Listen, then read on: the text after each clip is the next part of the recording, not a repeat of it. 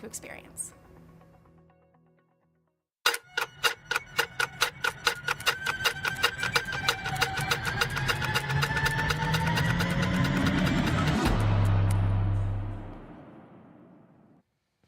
So I'm curious, how many of you remember Kodak? How many of you remember Kodak? Yeah, lots of hands. How many of you have no idea what Kodak is? You have no idea. You can be honest. Oh, okay, good. You look a little younger. Yeah, when I asked my 15-year-old, do you know what Kodak is? And he was like, is that a clothing company? I said, no. Kodak used to be the kings of photography. They were the brand. In fact, the company started in 1892 and continued to grow in revenue and market share for like 100 years. In 1999, I know, it was before some of you were born, but in 99, their profits were at an all-time high, $2.5 billion, which way back in the late 1900s was a lot of money, okay? And then 1 year later, in November of 2000, a market disruptor showed up. That's right. Cameras were added to cell phones. Some of you are like, wait, there were cell phones without cameras? Yes. That's the way most cell phones were. In fact, in 2004, the ever-popular Motorola Razr, how many of you had one of those? Yeah, that's what I wanted. Couldn't afford, in 2004, but they were sweet, right? Everybody wanted one of those. And Kodak, again, the king of photography, was asked if they wanted to get into the digital camera market. I mean, they had the leading tech. They had the capability, the capacity, the finances, and they decided no. They're like, we're successful already. And the truth is, digital pictures were terrible. They were pixelated, they were low quality. And so Kodak assumed people will need a film and a Kodak camera forever. Then in 2007, a few years later, this bad boy came out. And man, how the iPhone not only revolutionized phones, but also cameras. I mean, it really revolutionized our lives. I mean, you young parents, you have no idea how easy you have it. Because when I was a young dad, I had a cell phone. I had a Palm Pilot to keep my calendar together. I had a digital camera to take the pictures of my kids and a digital camcorder to grab those video moments. And they all required different battery cables, battery chargers, memory cards. You'd show up, your battery would be dead, your memory card would be full. It was a real struggle, okay? So you parents that are, have your iPhones that do it all, you have it so easy. Like, why are you stressing out? Come on. So, here's the thing. When I think about all of that, Kodak could have been there. They could have been a part of all of it. We could be talking about them today, but now, this young generation, they've never even heard of it because they were convinced that their way was right, that people would never stop using film. They stopped investing in the right actions. They became overconfident in their previous success, and it led to their end of their reign. They used to be the kings of photography, and now they're party favors at weddings, and they take terrible disposable pictures. It's kind of fun, but here's the thing. I don't want that to be your story. I don't want that to be our or the church's story either. And so when it comes to the end, we need to start thinking about what do we need to be invested in so that we don't miss it, so that we don't lose it. Our memory verse for this series is in Hebrews, and it says that if we are faithful to the end, trusting God just as firmly as when we first believed, surrendered to Him, then we will share in all that belongs to Christ. Not some, but all of His hope, all of His love, all of the victory that is already His. That is God's promise. And so today, I want to zero in on how do we endure, how do we remain faithful, how do we keep moving, keep searching, keep reaching for Him in a world that seems to get darker and more difficult. If you've been here over the last few weeks, we've been asking these questions about the end of our life and the end of the world to Jesus. And we looked at some of His teachings that help bring clarity to that. And so today, to get the answer to how do we endure as the world gets darker and more difficult, we're going to look at the revelation of Jesus Christ, the book of Revelation. It's not Revelations, it's one revelation. And I just want you to check in on your emotion. When you hear the revelation or that we're going to be talking about that today, what feeling are you feeling on the inside? I imagine for some of you, you're like, oh yeah, I am so glad I tuned in. I'm here. I'm a part of this. And there's another group of you that's like, oh no, like really? This is okay. I don't. It's confusing. I'm uncomfortable. I'm intimidated by the book. And there's a whole lot of people that are like, I don't know how I feel about the book of Revelation. Well, the truth is, it's one of the most intimidating, confusing, loved and hated, one of the most misused books in the Bible. In fact, Martin Luther, who led the Protestant Reformation, did a commentary on every single book of the Bible except for Revelation because of how complicated and confusing it was almost 1,000 years ago. And so today, I want to try to help with that. Why? Because originally, the book of the letter of Revelation, that's what it was. It was a letter written to the first century Christians in a series of churches, and its purpose was to give hope, not to frighten or scare or confuse. It was to help Christians endure and to remain faithful even when things get hard. This revelation of Jesus gives a picture of the best that's yet to come, even if your current situation feels a little ick and not great or difficult. And so whether it's the end of your physical life, whether it's the end of the world or the end of time and Jesus is coming back, this writing is to provide hope and direction for us. And I know some of you are like, man, I've kind of read a little bit. I'm not really sure I believe what you're talking about. So stay with me. I know for some of you, this may be a little complicated. There is some context that I think is really helpful because, I mean, the truth is, the book is called an apocalypse, okay? And when we use that word, we think of the end of the world, like the destruction of all of the things on our planet. But in the original use of the word 2,000 years ago, it meant divine revelation. It's a hope-filled divine revelation of Jesus. And the reason it was helpful for first century Christians was because most of them believed Jesus was coming back in their lifetime. Think about that. 2,000 years ago, they were waiting for Jesus to come back. And every generation after the first century church has been convinced that Jesus is coming back in their lifetime, much like many people today believe that Jesus is coming back in our lifetime. Only for the first century church, he hadn't. And then they started experiencing severe persecution year after year. Like if you do a little research on the Emperor Nero and what he did to Christians 20 to 30 years after Jesus, which means Christianity and the eyewitnesses of Jesus' life had shared the story, and Christianity grew all the way to Rome. Like one story, he would have a dinner party and he would put Christians on stakes, light them on fire to illuminate the party at night. Like Nero was horrible to Christians. I mean, we're not talking like getting canceled on social media because of your beliefs. We're talking about losing your livelihood, your life, being tortured. I mean, 70 AD, I talked about this last week. Titus and the destruction of the temple in Jerusalem and the 1.1 million Jews and Jewish Christians who were killed. I mean, many of the first century Christians were wondering, did we miss something? And so Revelation comes along to give hope. If you're looking for some resources to go a little bit deeper, in the message notes on our app, I've included a few links where you can go into Bible studies and understand some of the different ways that Revelation is taught. But one of the helpful resources I love recommending to help people understand various books of the Bible is something called Bible Project. You can download the app, you can YouTube it, you can YouTube that in the book of the Bible. I've included that link in your notes. Here's how they define or describe Revelation. Revelation is full of symbolic dreams and visions or spiritual visions that reveal God's heavenly perspective on history, on current events, so that the present can be viewed in light of his final outcome. The goal is to give every Jesus follower a snapshot of what Jesus will ultimately do at the end to help make sense of, to bring hope to whatever it is that we are enduring today. And so it is a prophetic word from God. It's designed to give hope, but also to give warning.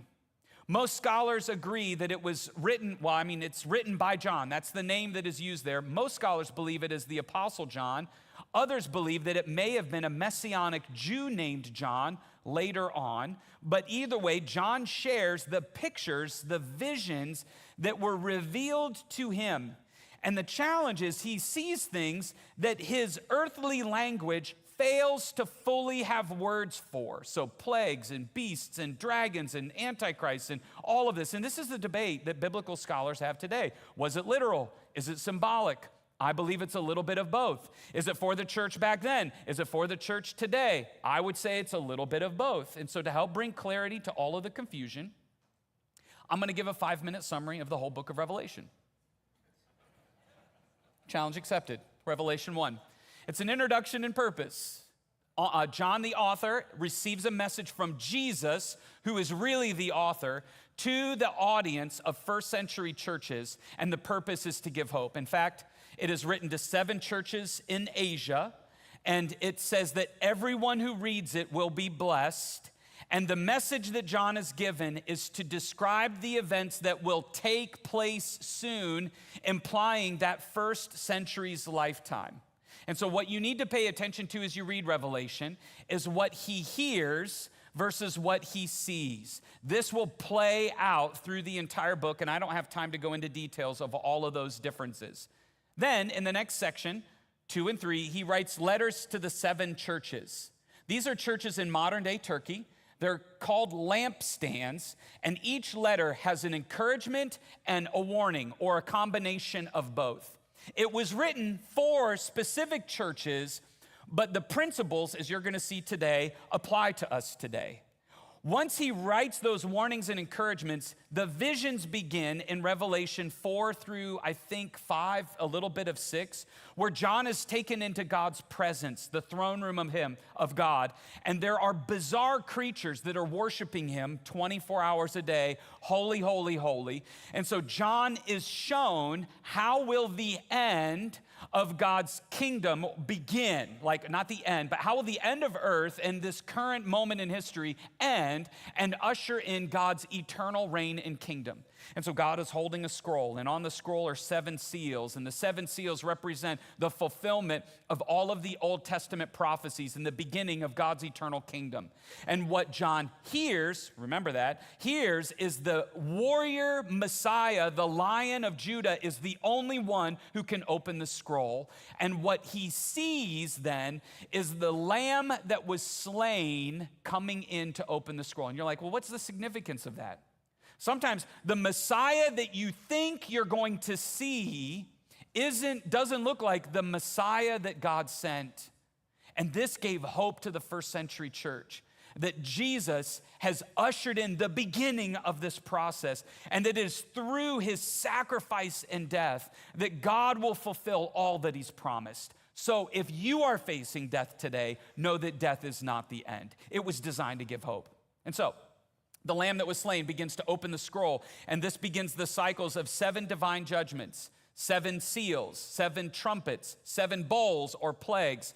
This is where you read about the 4 horsemen of the apocalypse and the beast and some of the battles that are to take place and some of the things that happen to Christians, and it is complicated, okay? So maybe you're asking, like, why is Jesus revealing all of this stuff to John? Well, this is where Bible scholars differ. Some Bible scholars believe that God is giving a literal timeline of what will happen at some point in the future through these cycles of 7. Some Bible scholars believe that this is something that is happening and we are in the middle of today. Others believe that it is something that happened specifically and primarily to the first century church. And then see how confusing it is? And there are others who believe it's symbolic, and it's talking about what's happening in time between Jesus' death and his return, his second coming, which we're going to talk about next week. Here's what's clear, is that judgment will be poured out on any person and on any nation that puts money, power, and pleasure above God. It's called Babylon.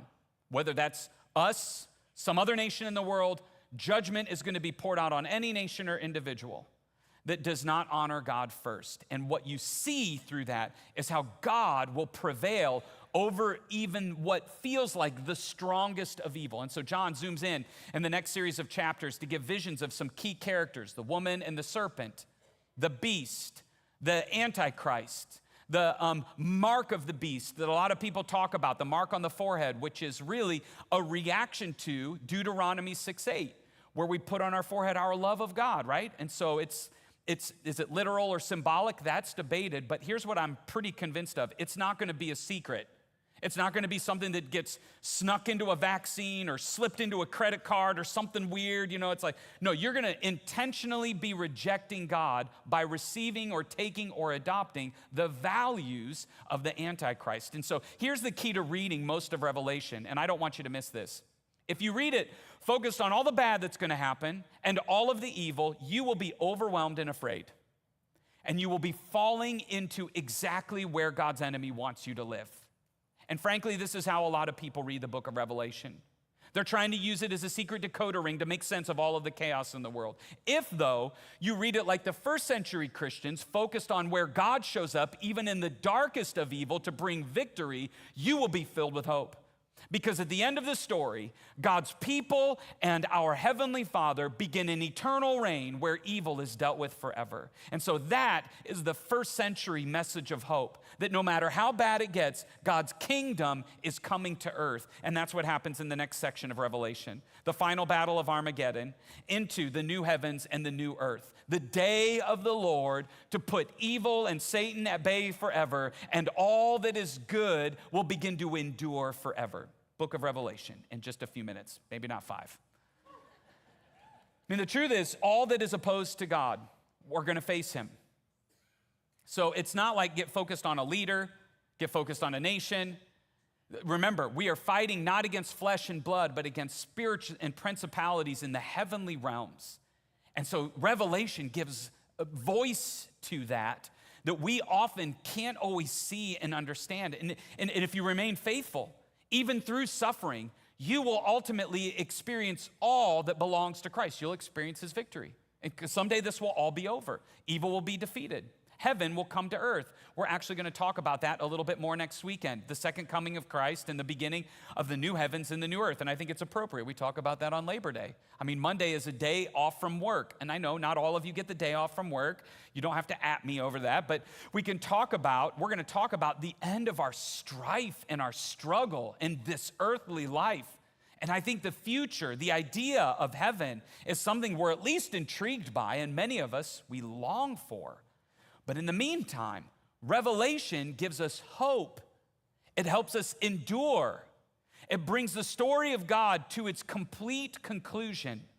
In fact, I saw a visualization of this by Chris Harrison and Christoph Romhold, who looked at the different things that were mentioned in the Bible and how they are connected to the New Testament or cross-referenced in the New Testament. All of these lines are different chapters in the Old Testament, and the second portion of this is the New Testament. And these arches are texts that are cross-referenced from the Old Testament into the Old or into the New.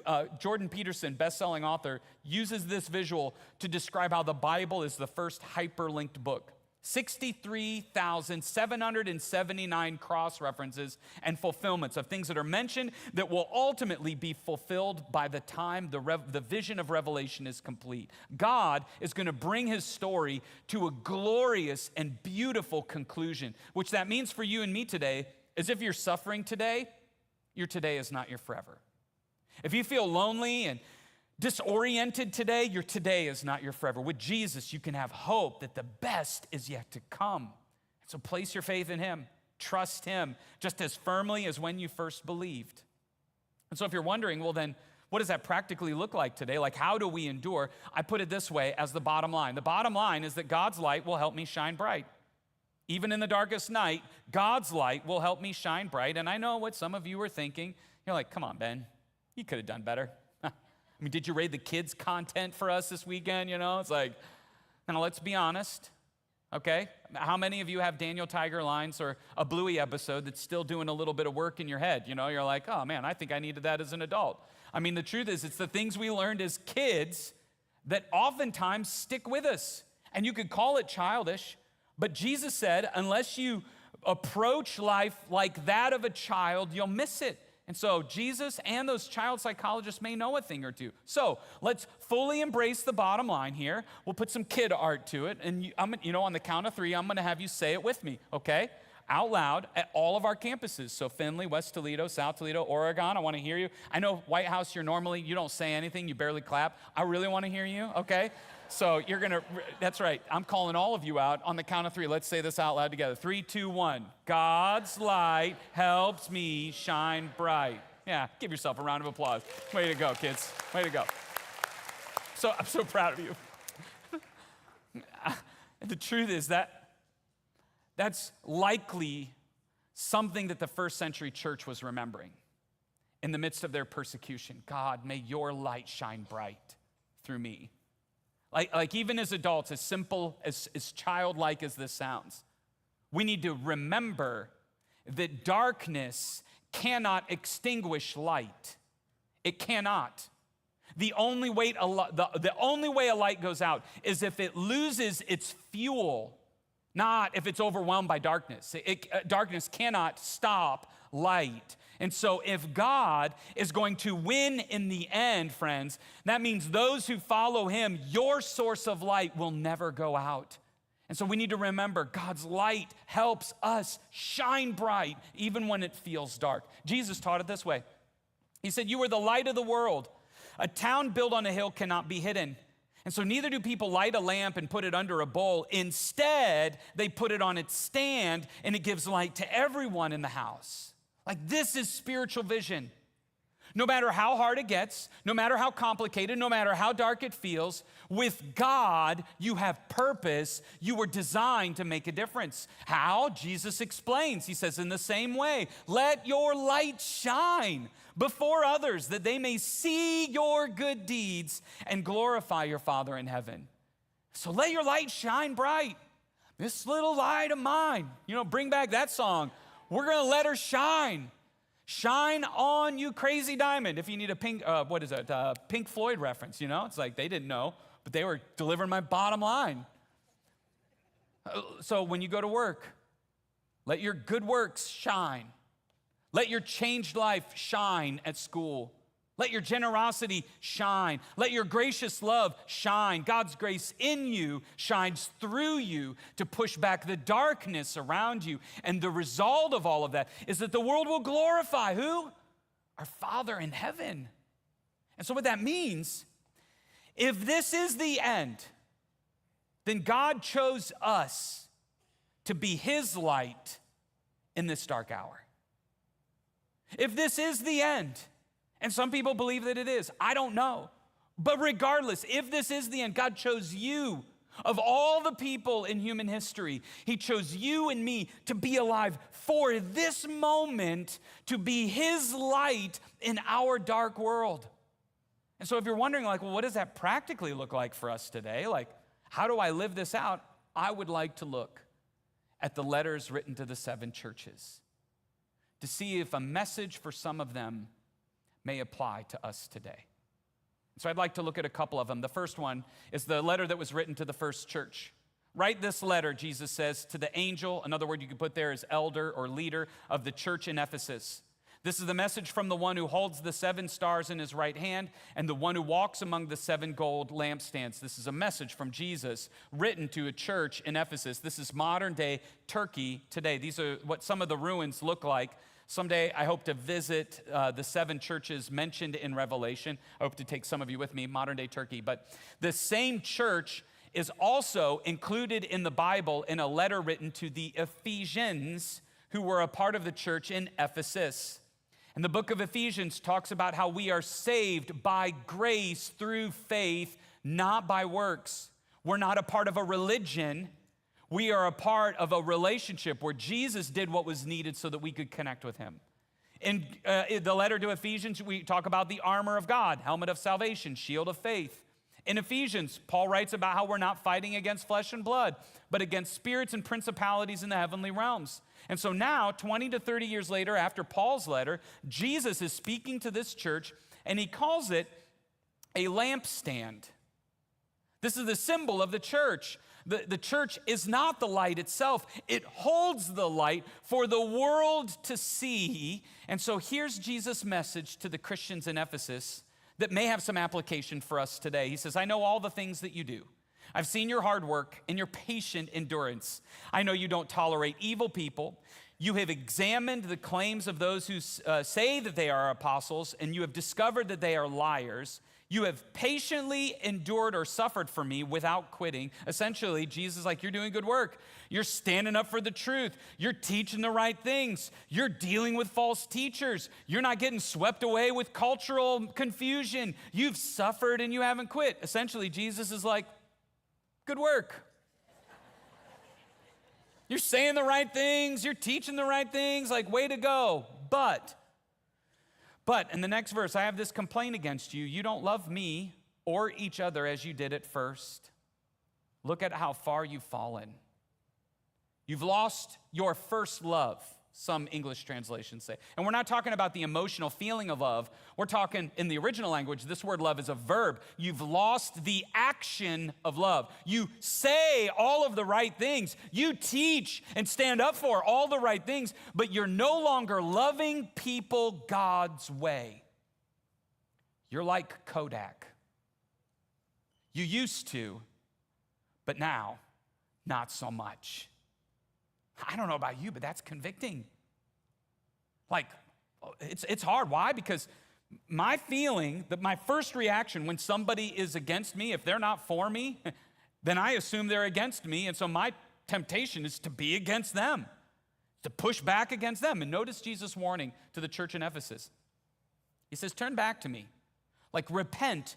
Do the works you did at first. If you don't repent, I will come and remove your what? Lampstand from its place among the churches.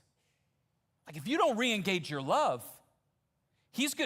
you're no longer the light that the world needs and the darkest. I mean, think about what Jesus is saying. You can have all of the right doctrine. You can teach and stand up for all of the right things. But if you're not loving, your light will go out. No bueno.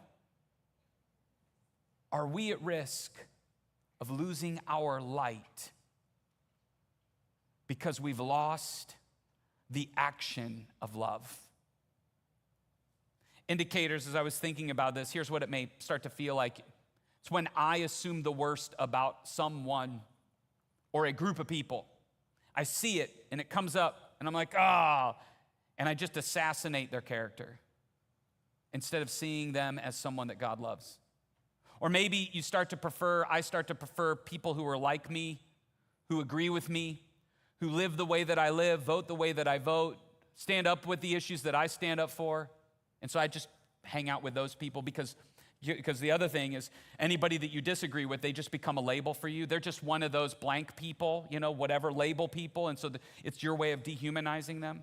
See, spiritually mature people learn. They have to grow their capacity to love others the same scandalous way God loved us. And friends, it's hard. And sometimes it's messy. And it will require you to grow, to mature in the fruits of the Spirit. And we're going to need more of His love in our life. Are you willing to let Him grow your love? Because we have an opportunity in our dark hour to be the light of the world. Do we need to stand up for the truth? Yes. In fact, there are some that probably need to do a little bit more standing up for the truth. But the revelation of Jesus, the warning is to not lose your first love, not lose the acts of love. And so let's be a church. Let's be a movement of Jesus followers where God's light helps us shine bright in a weary world that has no idea what real love is. The second warning is given to the church in Laodicea. This is an aerial snapshot of the ruins. The crane was originally there too in the first century. Yeah, it's amazing. Laodicea grew in wealth and influence because they were along what became a very popular trade route. They were the wealthiest city of the 7 churches mentioned in Revelation. And they're one of the wealthiest cities in Rome. One story that I heard was that they were so prosperous, they were so rich, that when an earthquake devastated many of the buildings kind of damaged some of the buildings in Laodicea, Rome offered some financial aid to help them rebuild it. And they said, nope, we got it covered. You can send your money somewhere else. That's how wealthy they were. Here's what Jesus said to them. He says, I know all the things that you do, that you're neither hot nor cold, but I wish you were one or the other. But since you are like lukewarm water, neither hot nor cold, I will spit you out of my mouth. Now, Jesus is like, you're lukewarm. You're ineffective. You're not doing a whole lot. And many people misteach this. They say that God prefers that you're either hot or cold. You're either all in or all out, not warm. That's actually wrong, okay? God doesn't want people that are all out. He wants everyone to be saved. His message, his warning to the church is that you may think you're doing great work, but the truth is you're lukewarm. You're not really doing much of anything. Your view of yourself, your success, your life is off. Jesus clarifies it in the next thing that he says. You say that I'm rich and I have everything that I want and I don't need a thing. And what you don't realize is that you're wretched, miserable, poor, blind, and naked. I mean, that's pretty harsh language. See, the church, the Christians, had confused their earthly prosperity for God's approval and blessing. And so they looked at their earthly life and they're like, well, I really don't need anything. I got a nice house. We got a vacation house. So I got the things. I got the cars. I got the stuff. God must be okay with me.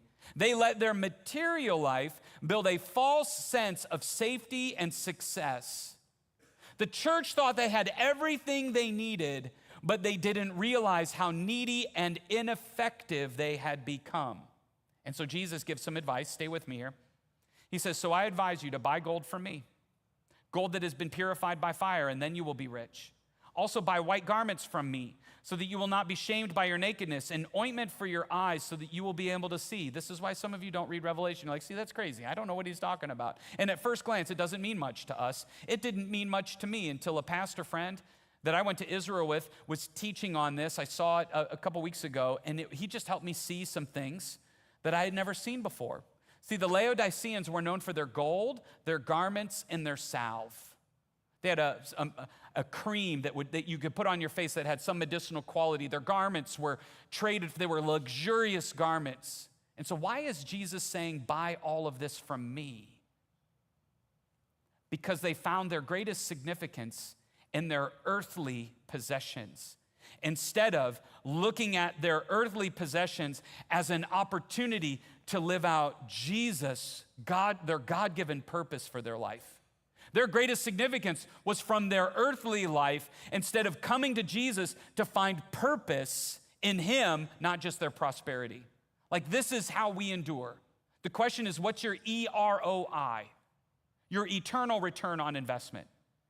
Because in heaven, the house, the car, and the stuff, it's not bad to have, and it's not wrong to enjoy. But in heaven, it's not going to be worth a whole lot. It's not going to even feel the same as it does right now. So make sure you're invested in things that are going to last for eternity, because earthly success does not equal eternal significance. Instead, we allow God's vision of the future to shape our priorities today. And so Revelation gives a picture of what will ultimately matter in the end, so that we don't become ineffective in our life today. And when you look at the future and you remember God's vision of how he's going to defeat any nation that puts money, power, and pleasure above him, then it just changes what we really think is important. The only thing that matters is people and time. Because people are the only thing you can take with you into eternity. And the time that we have is limited. And so, church, this is what we are committed to. Trying to reach as many people as possible in the time that we have with the resources that God provides. That's what we're excited about. I'm just convinced that Jesus started the church to bring hope, to partner with him in reaching our dark and weary world. And so I would invite you to step in. I'd invite you to serve with us. I'd invite you to give financially here. I know what some people have heard and some people have said, the church, they're just after your money. Well, the truth is, it's kind of right. We're not after your money for selfish reasons. We actually want you to trust God and experience him as provider. But we know we want to use every resource that God provides to reach as many people as possible. We want to rob hell to fill heaven with the people that God cares about. And so I'd invite you to join us.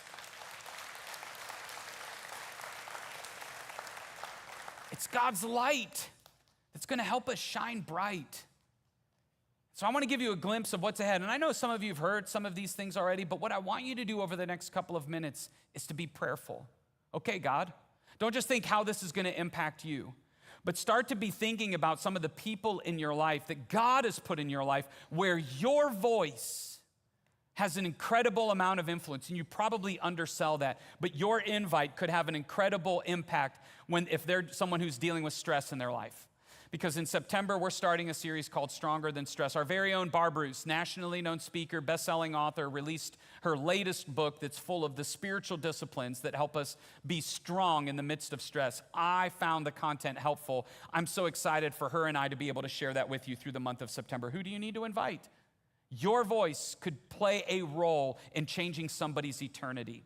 And then in October, I don't know how you're going to invite someone to this, but it's going to be the most disappointing series ever. If you want more information, you'll just be disappointed. And if people tell you, well, what's it about? You can say, I'm kind of disappointed that Ben didn't give me more information, and that's all I'm going to tell you about that. We'll see how it goes. Then at the end of October, we have Halloween weekend. Last year, we grew by 1,000 people from the previous 6 weeks, Halloween weekend.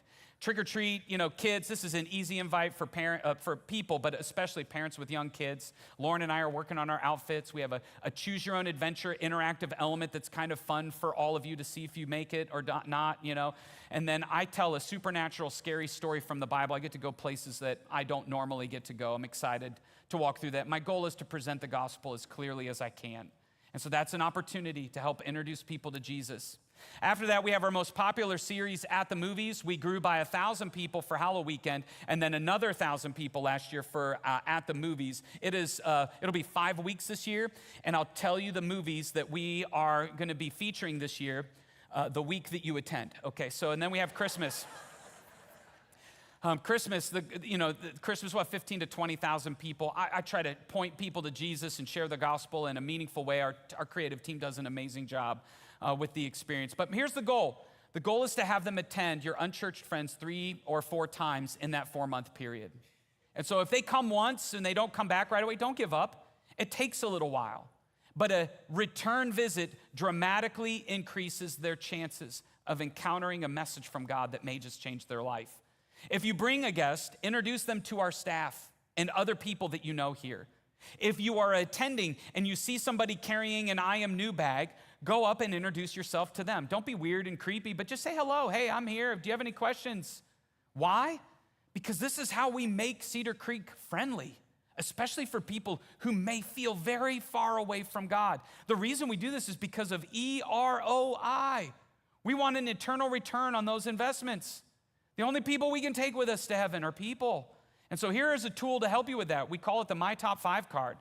If you can't think of 5 people that God has put in your life, at least identify one unchurched person. We're not trying to steal people from other churches. They're already connected. I think that's kind of wrong and silly anyway. We're trying to reach unchurched people.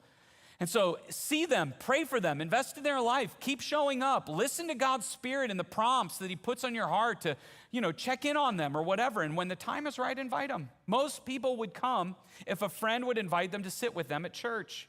And so to help you with the invite, if you go to our app and you go to this little homepage, there's a little invite button that you can click, and it'll take you to a page where you can scroll through and just here's some things to keep in mind when inviting. And then we actually provide some digital assets for you to share. You can copy, download, save, text, whatever, to make it as easy as possible. You can share our posts on Instagram. You can share the video that's on our website about the upcoming series. See, I believe when we do these sorts of things, we reflect God's heart for the people that he loves. And God is still searching for people. In fact, when the first century Christians were wondering, why hasn't Jesus come back? One of Jesus' disciples clarified it this way. He said, the Lord isn't really being slow about his promise, as some people think. No, he's being patient for your sake. He does not want anyone to be destroyed, but wants everyone to repent. And so he's searching. He's pursuing the people in our world that he cares about. And so friends, let's let his light allow it to shine bright through us. Let's let our love shine bright. Let's not become ineffective and lukewarm. Let's keep looking for opportunities to align our life with God's vision of the end and his priorities for us today, because he is still searching, and he's put you and me on planet Earth for this day and time to reach the people that matter so much to him. In fact, this is so important. I wanted to give you a couple of minutes to prayerfully listen to God's Spirit. What's the step that he's inviting you to take today? Would you ask God, who's my one? What step do you want me to take today to be a part of your work in our world? And if you've never surrendered your life to Christ, you can do that right now in the quietness of your heart. Just tell him, man, I'm placing my faith in you. I'm done trying to do life on my own. And I need your grace, the new life, and the forgiveness that Jesus makes available. Know that God is still searching for people, and we get to play a part. Will you make that your prayer with me right now? God, thank you for your revelation of the end and the reminder of the hope that we have, that even in the midst of the battle we may feel like we are in, you have already won. And so thank you for searching for us, for pursuing us, for giving your life for us. Your love and grace is life-changing. Now, give us eyes for those around us that you're searching for. Give us, grow in us the quality and the capacity of your love. Give us the courage to align our life and